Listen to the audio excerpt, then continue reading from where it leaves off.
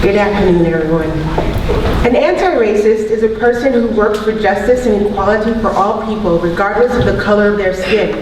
When I studied the civil rights movement and the actions that preceded it, the faces I saw tended to be black. I knew about black anti-racists, such as Sojourner Truth, Rosa Parks, Harriet Tubman, Frederick Douglass, Dr. Martin Luther King, Malcolm X, Bayard Rustin, and many others. Whenever I looked at images of the struggle, I saw angry white faces, slave owners, and racists who were of European descent, and it left a negative impression on me. In the past few years, I've noticed that people of color were not the only ones to fight for human rights and dignity for all people. I discovered white anti-racists, and today some of your teachers want to present a few of them to you, with the hopes that they will inspire you to be anti-racist yourself. John Brown was a radical abolitionist. An abolitionist is one who works toward the end of slavery. Brown believed in the violent overthrow of the slavery system. During the Bleeding Kansas conflicts, Brown and his sons led attacks on pro-slavery residents.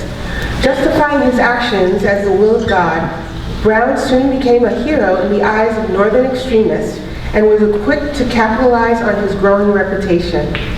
By early 1858, he had succeeded in enlisting a small army of insurrectionists whose mission was to foment rebellion among the slaves. In 1859, Brown and 21 of his multiracial followers attacked and occupied the federal arsenal in Harper's Ferry. Their goal was to capture supplies and use them to arm a slave rebellion. Brown was captured during the raid and later hanged, but not before becoming an anti-slavery icon.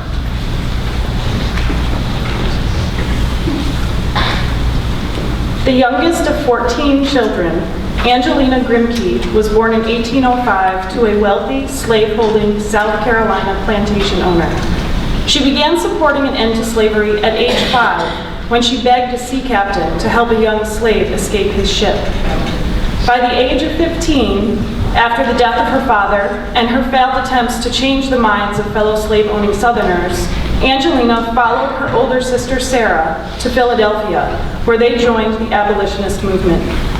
When Angelina's letter outlining her firsthand knowledge of the perils of slavery was published in both a well-known abolitionist newspaper and widely read anti-slavery pamphlets, she became a household name and was deemed the more radical of the Grimm sisters. The women continued to work as a team, though, and through both speaking tours and several published articles, they made waves in support of both the abolitionist movement and women's rights.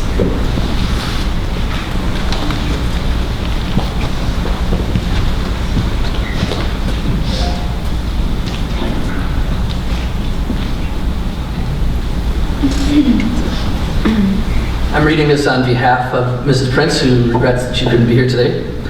Howard Zinn was born to a Jewish immigrant family and raised in Brooklyn. He joined the U.S. Army Air Force, and his involvement in World War II helped to shape his anti-war views. During the war, he was disturbed by the race and class inequality that he personally witnessed among his fellow servicemen. While attending a peaceful rally in Times Square after the war, mounted police officers charged the crowd, and Zinn was knocked unconscious. He describes this moment as a turning point in his life. After completing his graduate work, Howard Zinn was hired as the history department chair at Spelman College, a historically black women's college. He became an adult supervisor to the Student Nonviolent Coordinating Committee and marched for civil rights with his students, which angered Spelman College's president. Zinn stated that he was, quote, a 39-year-old professor of history who had begun to wander out of the classroom to see some history. Although he was a tenured professor, he was dismissed in June 1963 for what the college deemed to be insubordination after supporting students in their struggle against segregation. Zinn resumed teaching history at Boston University in 1964, but he could not find a suitable history text for his own history classes. Feeling that most of his text options were unacceptable, he began writing the classic A People's History of the United States, 1492 to the present, published in 1980. Zinn was an activist who fought for civil and voting rights and spoke out against segregation. He is an author of over 40 books, a playwright, a professor, and a historian.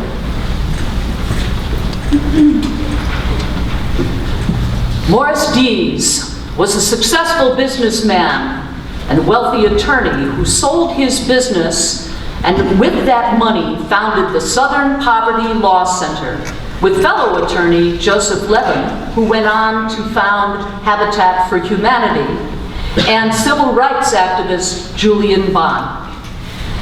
The Southern Poverty Law Center fought hate, intolerance, and discrimination, partly through high-profile law cases that bankrupted racist groups such as the Ku Klux Klan and the White Aryan Resistance by suing them in civil court for inciting violence. One such case was on the behalf of the mother of Michael Donald, for whom the SPLC won a settlement of $7 million from the United Klans of America, after 3 Klan members were convicted of lynching her son.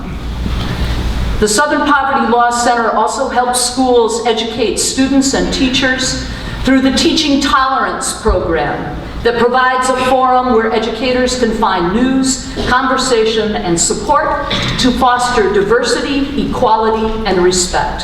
Several of us at Nichols use Teaching Tolerance in our classrooms and our advisories.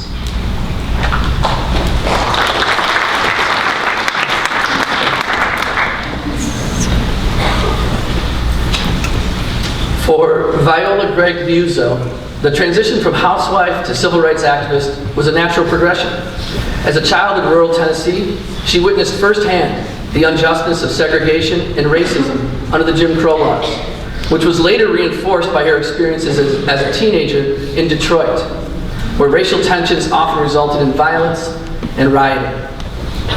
Rooted in her close relationship with Sarah Evans, an African-American woman who frequented the grocery store where she worked, Viola's civil rights work began at the Unitarian Universalist Church she attended. Shortly afterward, she joined the National Association for the Advancement of Colored People, where she continued her local activism.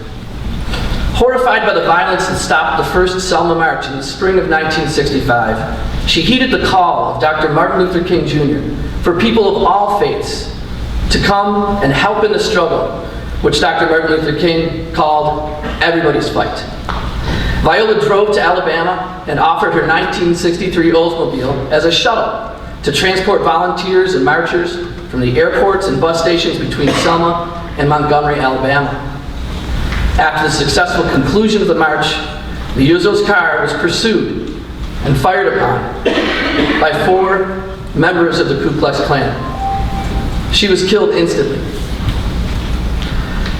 Viola Liuzzo's legacy teaches us the importance of activism, tolerance, and bravery in the fight for civil rights, qualities that are as crucial today as they were 50 years ago. And in the words of her friend Sarah Evans, Viola Liuzzo lived a life that combined the care of her family and her home with a concern for the world around her. This is still everybody's fight. Will you answer the call?